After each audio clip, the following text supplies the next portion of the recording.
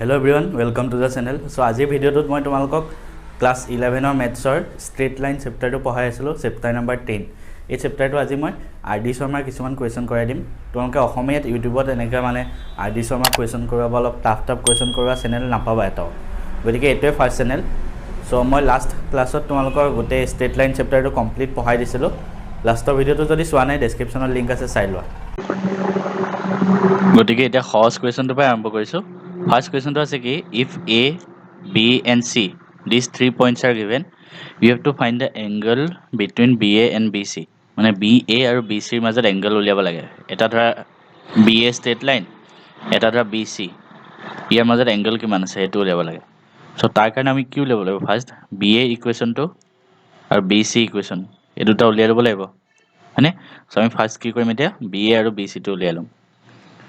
ইকুৱেচন of BA ইকুৱেচন টো উলিয়াম BA ঠিক আছে সো ইয়াত x1 কিমান b কাৰণে 2 y1 3 x2 কিমান a পইণ্টটো মানে -2 and y2 1 therefore আমাৰ ইকুৱেচন ষ্ট্ৰেট লাইনৰ ইকুৱেচনটো কি আছিল y - y1 = m x - x1 so তাৰ কাৰণে আমাক ফাৰ্স্ট m টো লাগিব so m = y2 - y1 x2 - x1 কোনবে যদি ষ্ট্ৰেট লাইনৰ বেসিক খিনি নাজানা মই পঢ়োৱা আছে ডেসক্ৰিপচনত লিংক আছে চাই লবা সো y2 - y1 মানে 1 - 3 divided by x2 - x1 মানে -2 -2 নে কিমান হ'ব ওপৰত আহিব -2 তলত আহিব -4 equal to half m পালো half therefore ইকুৱেচনটো কিমান হ'ব y - y1 = mx - x1 so কিমান হ'ব y - y1 আছে 3 m আছে half x - x1 সো এটো যদি মই কৰো কিমান হ'ব y - 3 = half x - x1 ৰ জাগাত কিমান দিবা 2 কিমান হ'ব 2y - 6 তাৰপিছত এখিনি বস্তু এফালে লৈ নাই এখিনি এফালে নিয়া কাৰণ x টো প্লাস বনাই ৰাখিবা সদায় সো কি হ'ব x - 2 -2y + 6 কিমান হ'ব তেতিয়া x - 2y + 4 = 0 এটো আহিব ঠিক আছে এটো a b a ইকুৱেচন b আৰু a ঠিক তেনেকৈ তাৰ পিছত আমাক কি লাগে BC সো ইকুৱেচন অফ BC উলিয়াব লাগিব ইকুৱেচন অফ BC সিমিলাৰলি ঠিক আছে x1 কিমান পইণ্ট B টো লাগে 2 3 মানে x1 2 y2 y1 3 ঠিক তেনেকৈ x2 কিমান হয় C পইণ্টটো লাগিব -2 and -4 -2 -4 তাৰ পিছত আমি কি উলিয়াব লাগে m2 সো m2 উলিয়াই দিয়া m = y2 - y1 x2 - x1 it means -4 -3 -4 -2 কিমান হ'ব -6 by -7 by -6 এটা হ'ব 7/6 তো হল কি m ৰ ভ্যালু ঠিক আছে এটা ইকুৱেচনটো উলিয়াই দিলে হ'ল y - y1 m x - x1 so y - y1 ৰ জাগাত 3 m ৰ জাগাত 7/6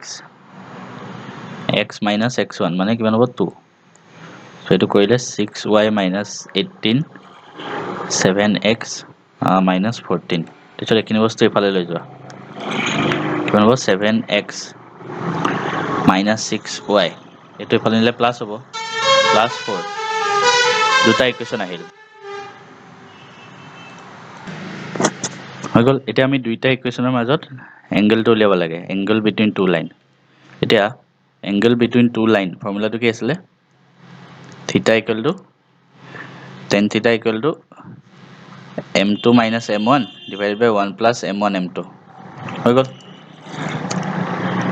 আচ্ছা তোমালোকৰ এংগেলটো উলিয়াব দিছে হয়নে সো ইকুৱেচনটো নুলিয়ালেও হয় এংগেলটোহে উলিয়াব দিছে আমি m2 লৈকে উলিয়ালে হ'ল m লৈকে মানে এখিনি m1 এখিনি কিমান m2 একেটা বস্তুৱে ইউজ হ'ব ফৰ্মুলাটোত এখিনিলৈকে উলিয়ালে হ'ল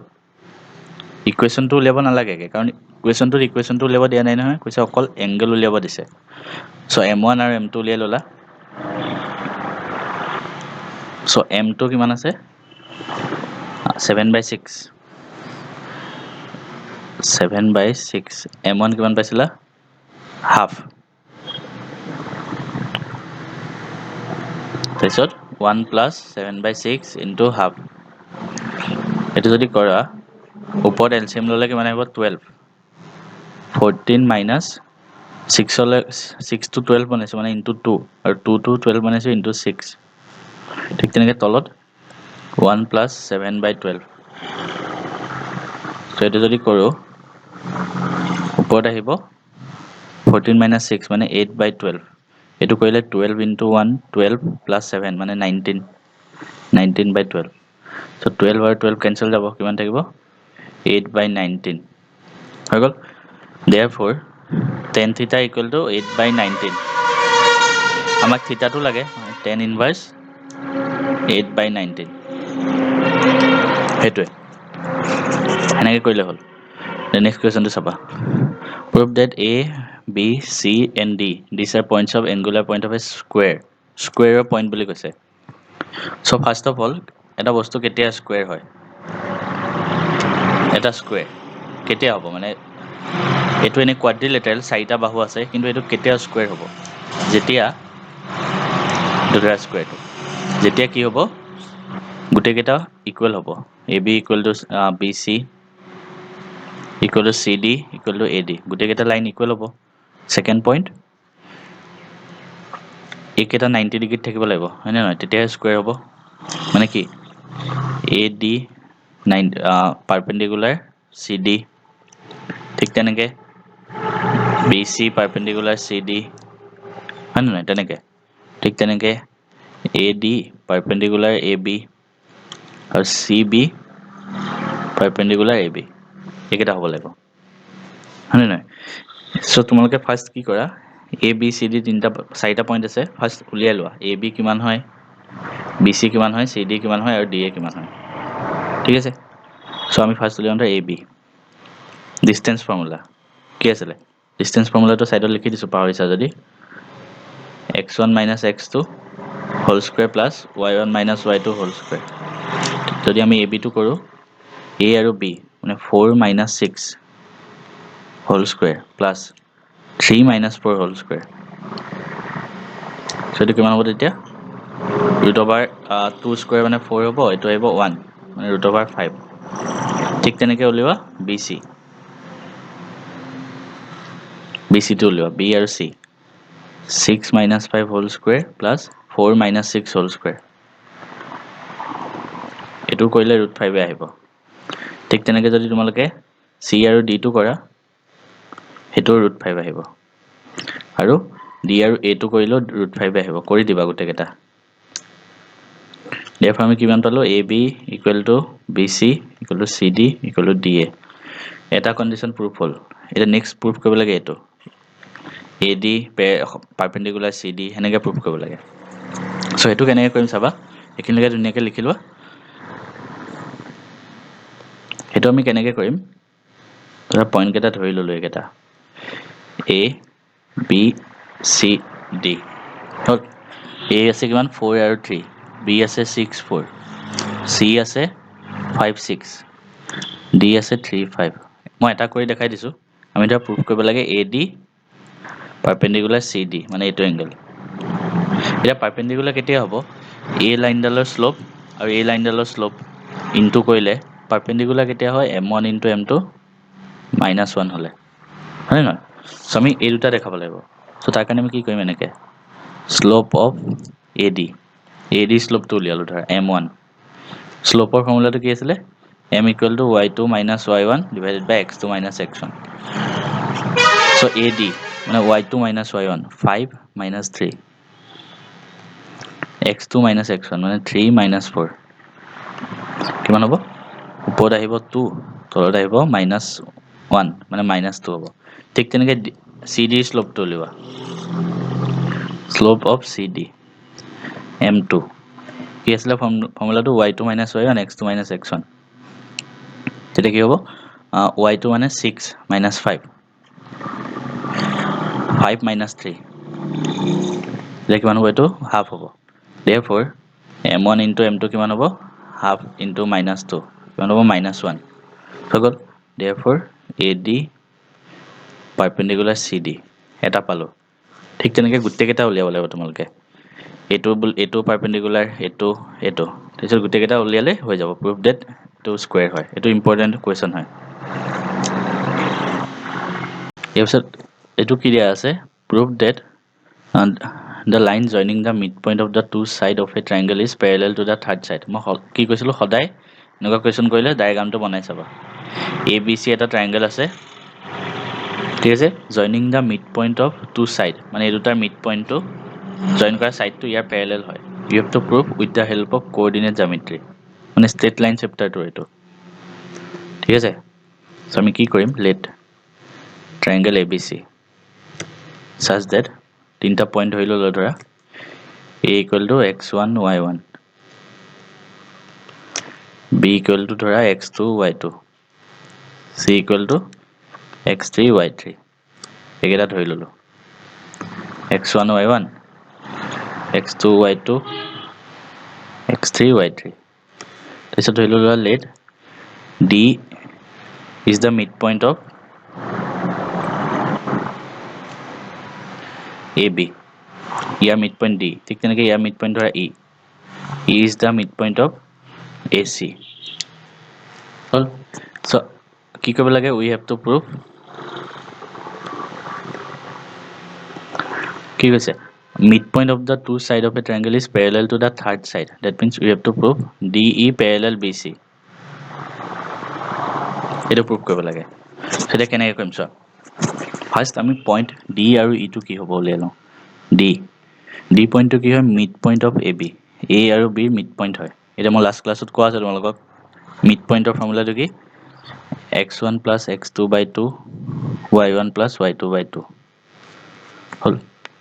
so D to midpoint হয় তো ফৰ্মুলা কি হ'ব x1 plus x2 by 2 y1 plus y2 by 2 হৈ গ'ল ঠিক তেনেকৈ E পইণ্টটো কিমান হ'ব x1 plus x3 by 2 y1 plus y3 by 2 হ'ল এতিয়া আমি কি কৰিব লাগে পেৰেলেল বুলি প্ৰুভ কৰিব লাগে D and BC এতিয়া দুটা লাইন কেতিয়া পেৰেলেল হয় যেতিয়া কি হয় দুইটা স্লোপ ইকুৱেল হয় m1 equal to m2 দুইটা স্লোপ ইকুৱেল হয়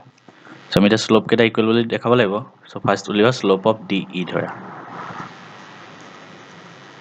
আমি DE স্লোপটো উলিয়াইছো এইটো লাইনৰ পইণ্ট কেইটা কি আছে এইটো হয়নে সো স্লোপৰ ফৰ্মুলাটো কি আছিল আকৌ লিখি দিছো y2 minus y1 x2 minus x1 so DE স্লোপটো m1 কিমান হ'ব y2 মানে এইটো y1 মানে এইটো সো এইটোৰ পৰা এইটো বিয়োগ কৰা y1 plus y3 by 2 minus y1 plus y2 by 2 এইটো আছে এইটো পৰা এইটো ঠিক তেনেকৈ x1 minus এইটো পৰা এইটো কৰিব লাগিব x1 plus x3 by 2 minus x1 plus x2 by 2 বুজি পাইছা মানে ইয়াত x1 এইটো y1 এইটো x2 এইটো y2 এইটো তাৰপিছত স্লোপৰ ফৰ্মুলাটো এপ্লাই কৰিছো just y2 minus y1 by x2 minus x1 তো স্লোপৰ ফৰ্মুলাটো যদি এপ্লাই কৰোঁ ওপৰত কিমান আহিব 2 y1 plus y3 minus y1 তাৰপিছত মাইনাছ প্লাছ মাইনাছ হৈ যাব মাইনাছ y2 ঠিক তেনেকৈ তলত হ'ব 2 x1 plus x3 minus x1 minus x2 2 আৰু 2 টো কেনসেল গুচি যাব y1 আৰু y1 কেনসেল যাব থাকিব কিমান y3 minus y2 তলত থাকিব x3 minus x2 এইটো হ'ল স্লোপ অফ কি উলিয়ালো DE ঠিক তেনেকৈ আমি এতিয়া উলিয়াম স্লোপ অফ কোনটো প্যাৰেলাল বুলি দেখাব লাগে BC তো স্লোপ অফ BC তো স্লোপ অফ BC টো কেনেকৈ উলিয়াবা m2 ইকুৱেল টু ফৰ্মুলা এইটো y2 minus y1 B আৰু C সো কিমান হ'ব x3 minus x2 মানে y3 minus y2 by x3 minus x2 এইটো হ'ব স্লোপটো BC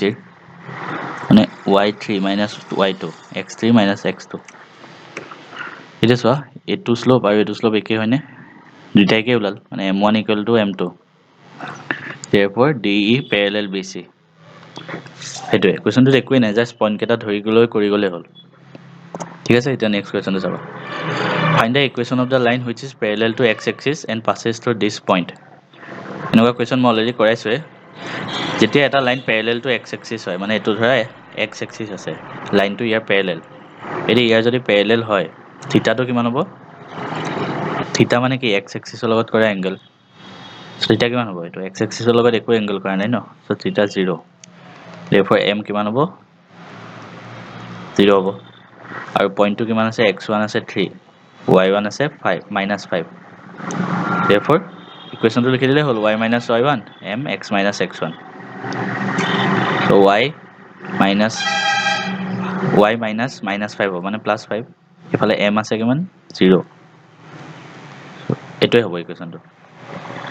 ঠিক আছে যেতিয়া এটা লাইন প্যাৰেলেল টু x এক্সিস হয় এটো হয় m 0 হয় আৰু কোনবাই যদি এইবিলাক ইকুৱেশ্যন বিলাক বুজা নাই লাষ্টৰ ক্লাছটোত মই গোটেইখিনি বস্তু পঢ়াই থোৱা আছে ডেসক্ৰিপচনত লিংক আছে চাই লোৱা এতিয়া চোৱা এটো find the equation of a line which is equidistant মানে সমান ডিসটেন্সত আছে from the lines x equal to -4 and x equal to 8 so এটা এনেকুৱা কোৱেশ্যন কেনেকৈ কৰে এটো একো ফৰ্মুলা ইউজ হোৱা নাই জাস্ট কনসেপ্টৰ ওপৰত কথা x equal to -4 লাইন আছে মানে x equal to -4 -4 কোনফালে হ'ব এফালে হ'ব ধৰা এডাল লাইন x equal to -4 ঠিক আছে ইয়াত y একো ভ্যালু নাই মানে এটো y প্যাৰেলেল হেতু কাৰণে একো ভ্যালু নাই ঠিক তেনেকৈ x equal to 8 8 টো এফালে হ'ব এটো ধৰা x equal to 8 ঠিক আছে আমাক কি কৈছে ইকুইডিস্টেন্স ফ্ৰম লাইন এটো লাইনৰ পৰা আৰু এটো লাইনৰ পৰা সমান ডিসটেন্সত মানে ইয়াৰ মাজত হ'ব লাগিব হয় না ইয়াৰ মাজত হ'ব লাগিব সো ইয়াৰ মাজৰ পইণ্টটো উলিয়াব লাগিব এটো পইণ্ট কিমান হয় -4,0 আৰু এটো পইণ্ট 8,0 therefore মিড পইণ্টটো উলিয়াচোন ফৰ্মুলা কি x1 + x2/2 y1 + y2/2 মানে -4 + 8 /2 আৰু ইফালে y1 y2 0 আছে সো 0 + 0/2 সো এটো 8 - 4 গলে 4 হ'ব /2 কৰিলে 2 আৰু এটো 0 মিড পইণ্ট আহিল 2,0 মানে এই পইণ্টটো এই লাইনডাল 2,0 এটো পইণ্টত থাকিব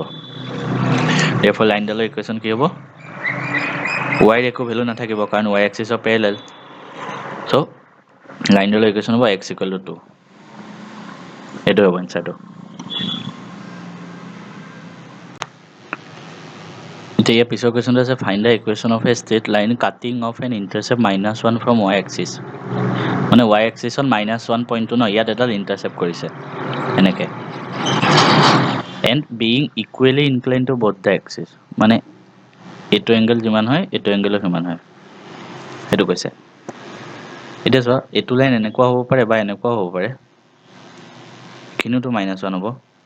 তেতিয়া এখিনি যিমান এংগল এখিনিও সিমান এংগল আমি দুইটা কন্ডিশনতে উলিয়াব লাগিব বুজি পাইছা এটা কেনেকৈ উলিয়াম এতিয়া ফার্স্ট কন্ডিশনটো কনসিডাৰ কৰিছো ধৰা এটো লাইনডাল ধৰা এডাল ঠিক আছে ফাৰ্স্ট কন্ডিশন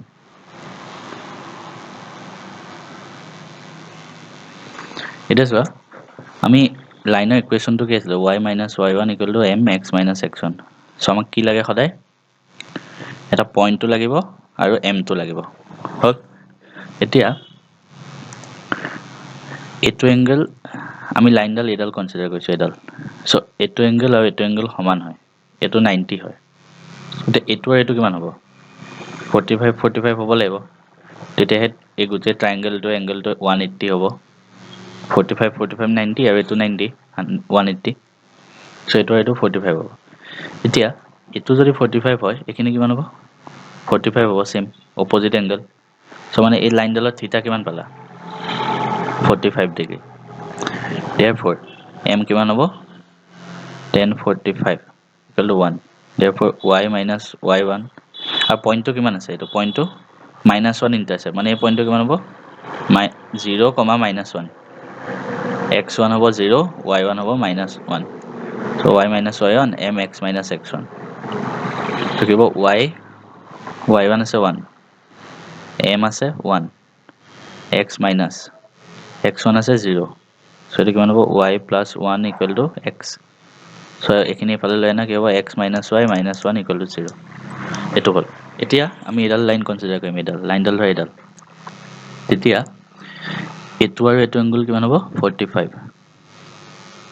হল এটো যদি 45 হয় এটো কিমান হ'ব 45 কিন্তু মই তোমালোকক ফাৰ্ষ্টতে কৈছিলোঁ শ্লোপটো কেনেকৈ উলিয়াই সদায় এক্স এক্সিছৰ ফালৰ পৰা পজিটিভ ডাইৰেকশ্যনৰ পৰা এইফালৰ পৰা এনেকৈ চ' এইটো এংগল কিমান হ'ব 135 ডিগ্ৰী চ' ইয়াত থিটা কিমান পালা 135 এতিয়া ইয়াত এমটো কিমান হ'ব 10 135 যোনে যোনে ত্ৰিগোণমিতি এনেকুৱা ভেলু উলিয়াব নাজানা মোৰ ত্ৰিগোণমিতিৰ পুৰা চেপ্টাৰৰ ভিডিঅ' আছে তোমালোকে চাই ল'ব পাৰা ডেছক্ৰিপশ্যনত লিংক আছে ঠিক আছে চ' সেইখিনি চাই ল'বা এইটো ইকুৱেশ্যনো তেনেকৈ উলিয়াই দিবা দুইটা এইটো ইম্পৰ্টেণ্ট হয় কুৱেশ্যন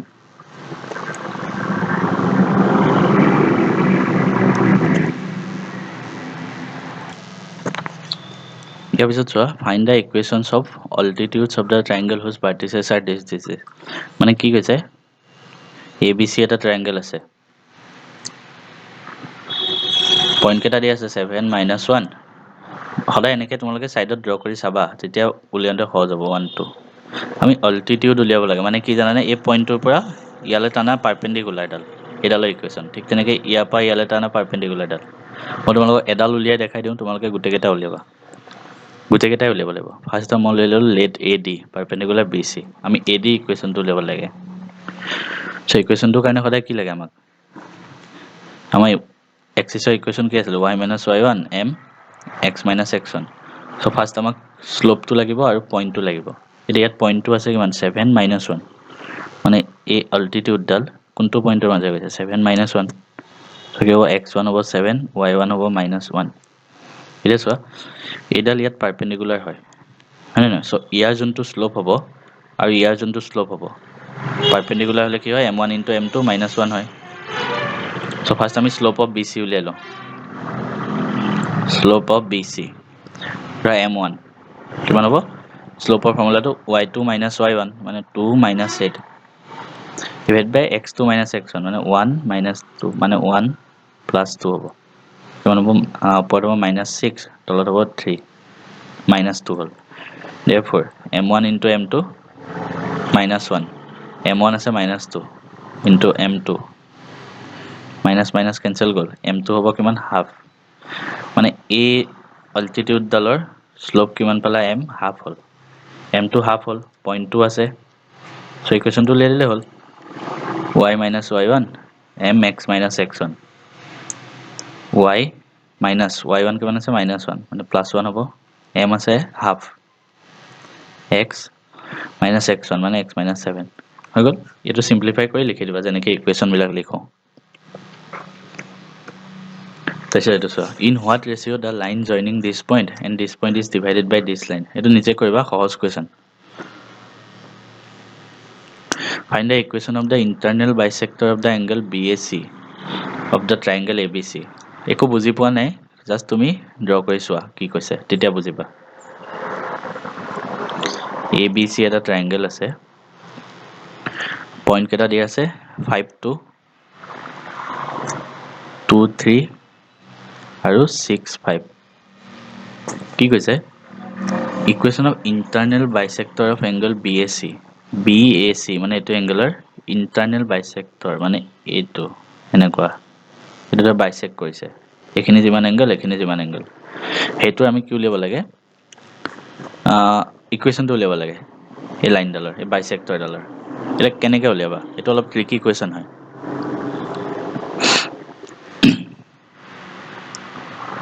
এইটো কেনেকৈ উলিয়াবা তোমালোকে চোৱা এইটো তোমালোকে এই এ বি ডিষ্টেঞ্চ আৰু এ চি ডিষ্টেঞ্চ সমান বুলি দেখাব পাৰা এ বি আৰু এ চি ডিষ্টেঞ্চটো সমান বুলি দেখাব পাৰি এ বি ডিষ্টেঞ্চটো যদি উলিয়াওঁ ডিষ্টেঞ্চ ফৰ্মুলাটো এপ্লাই কৰা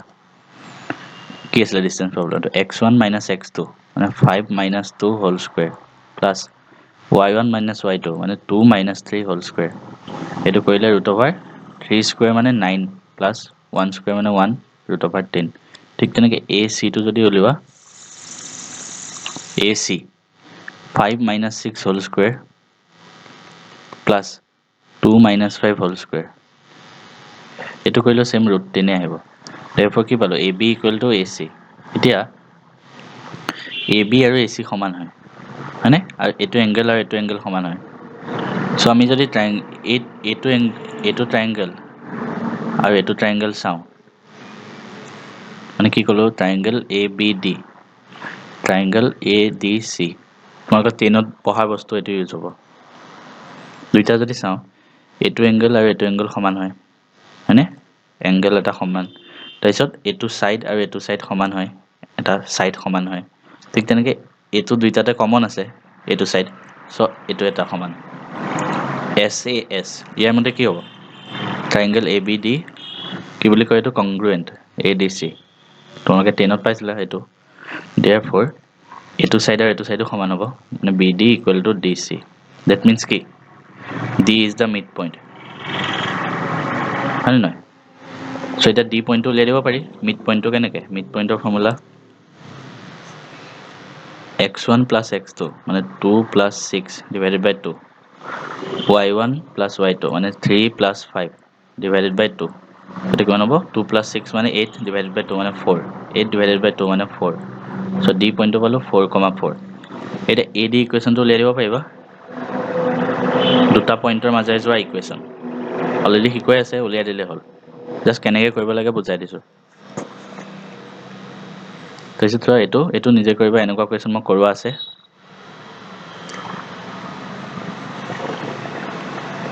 এইটো কুৱেশ্যন চোৱা if the intercept of a line between the coordinate axis is divided by the point -5,4 in this ratio একো বুজা নাই আমি ফাৰ্ষ্ট কি কৰিম ড্ৰ কৰি চাম intercept of the line between coordinate axis মানে এইটো axis আছে ইয়াৰ intercept লাইনটো is 1:2 ৰেচিঅ'ত ডিভাইড কৰিছে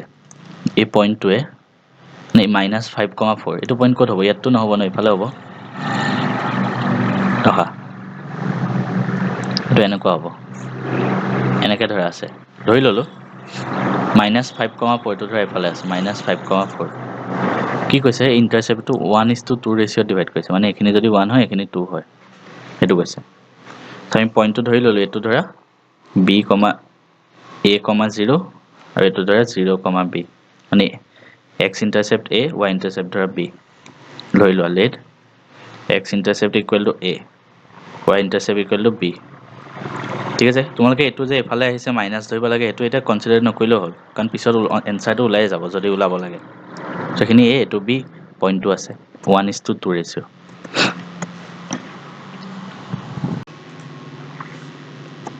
হ'ল ইয়াৰ পিছত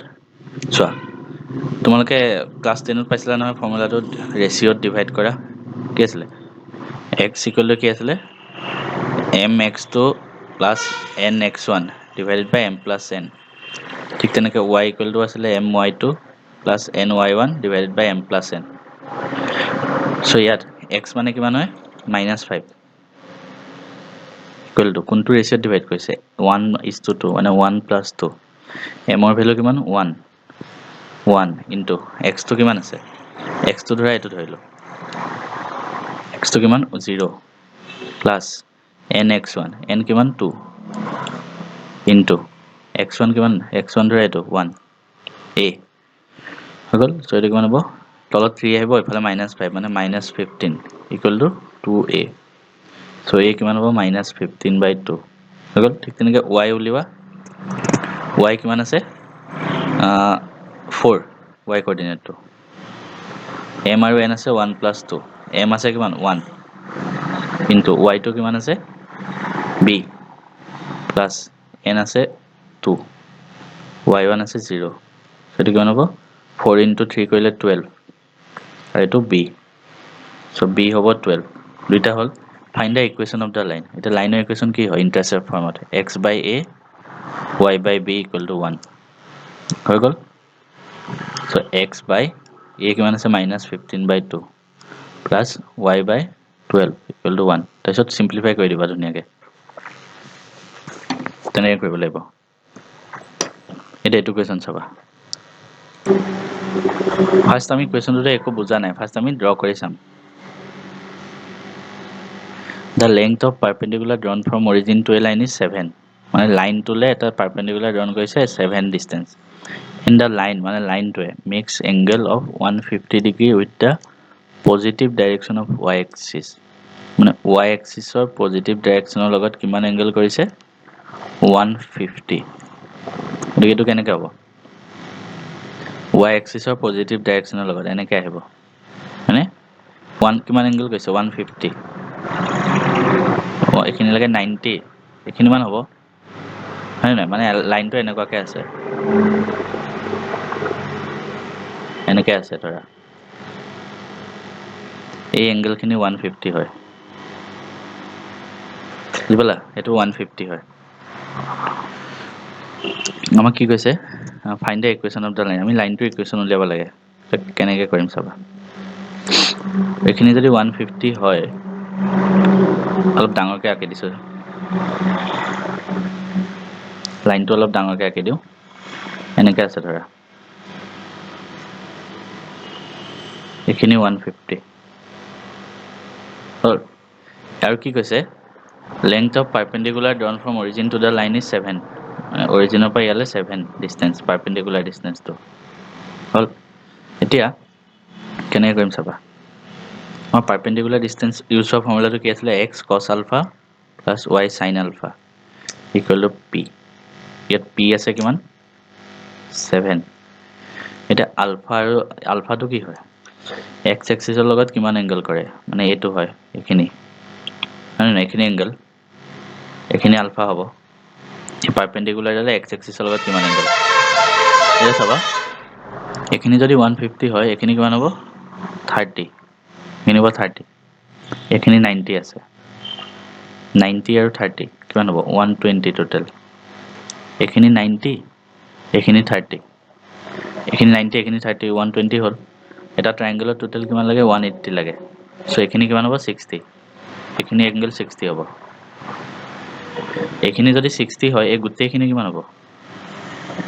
এইখিনি 60 আৰু এইখিনি 90 চ' গোটেইটো কিমান হয় 60 প্লাছ 90 150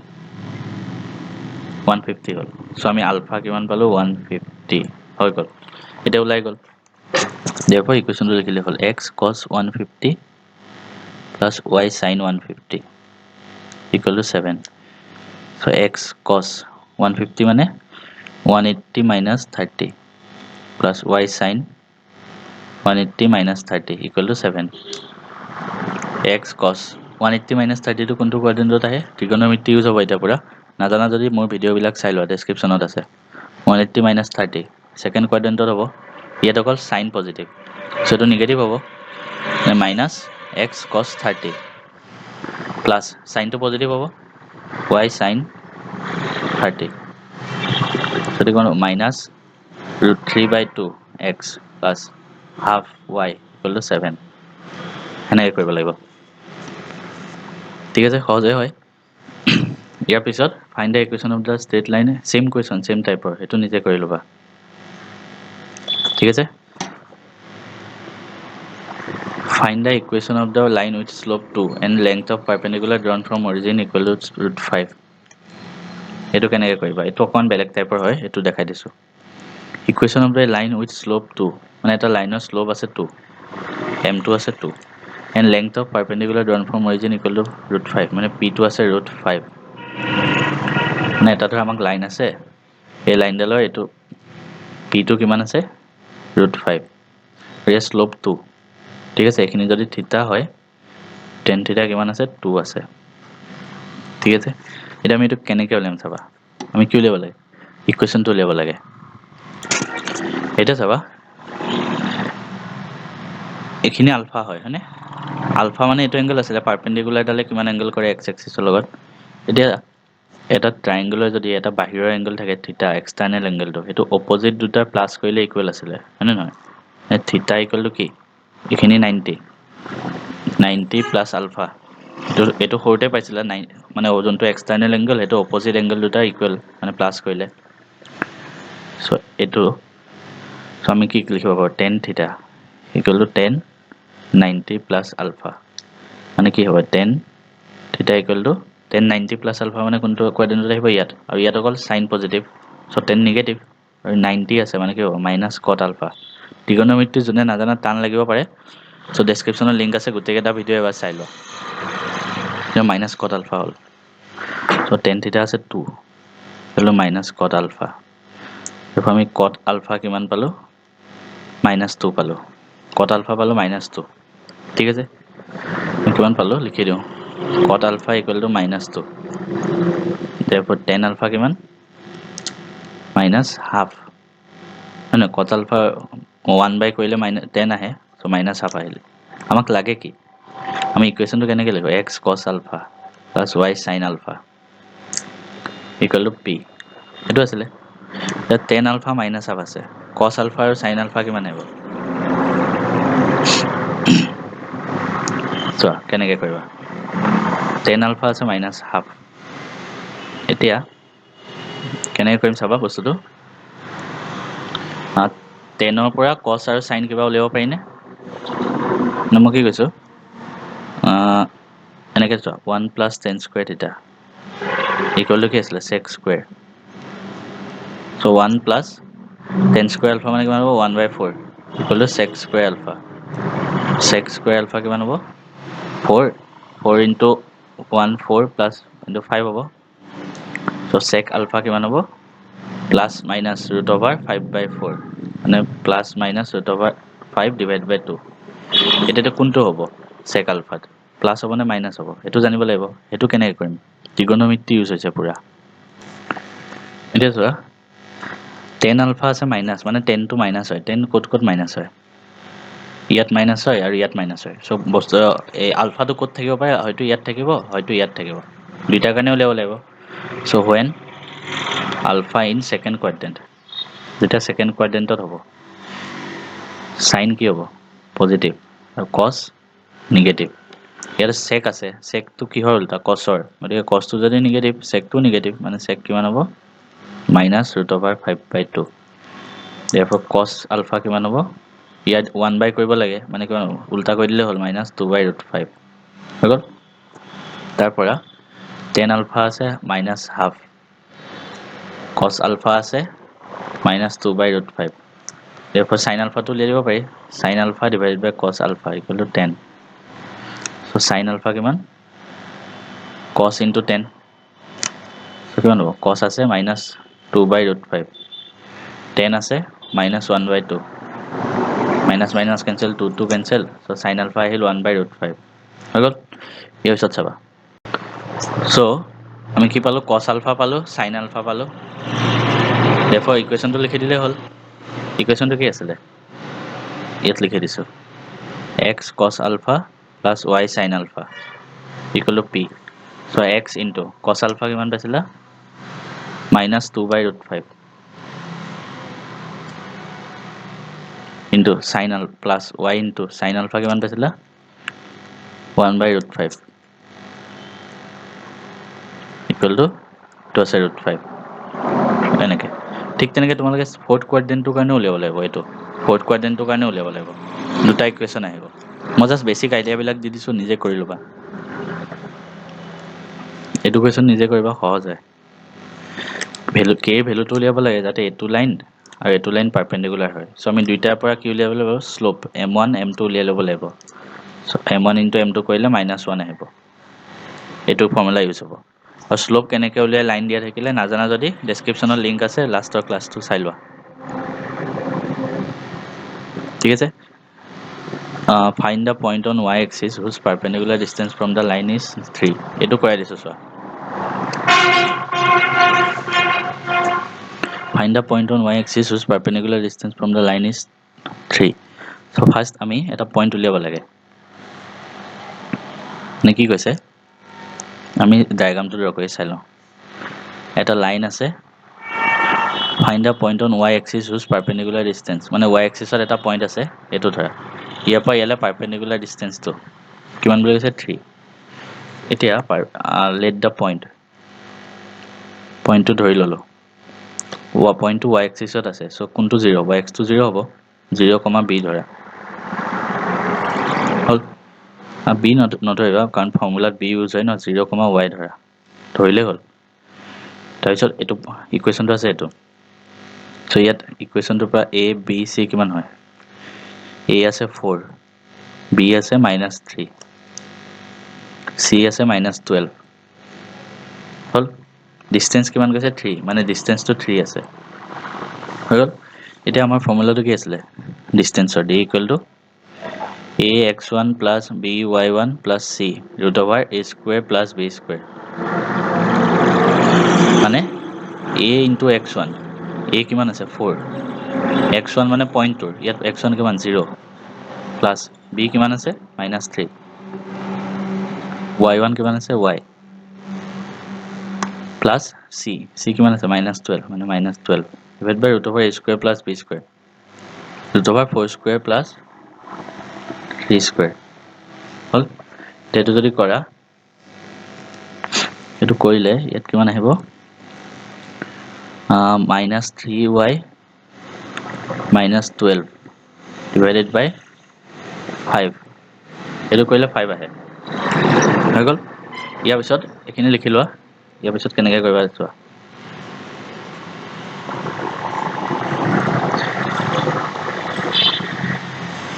মাইনাসটো কমন লৈ ললো 3y + 12 তলত আছে 5 আৰু মডুলাস আছে সো মডুলাস থাকা মানে কি মাইনাসটো নোহোৱা হৈ যাব 3y + 5 হল এতিয়া এটোৰ ভ্যালু কিমান দিয়া আছে 3 ডিসটেন্সও 3 দিয়া আছে therefore কি হ'ব 3y + 5 = 15 3y = 10 so y হ'ব 10/3 হৈ গল আমাক কি কৈছে পইণ্টটো ক'ব দিছে সো পইণ্টটো কিমান হ'ব 0,10/3 এইটোৱে একদম সহজ হয় ঠিক আছে সেম কোৱেশ্চন এটো find da coordinate of on the point পইণ্টটো এবাৰ ইয়াত আছে এটো নিজে কৰিবা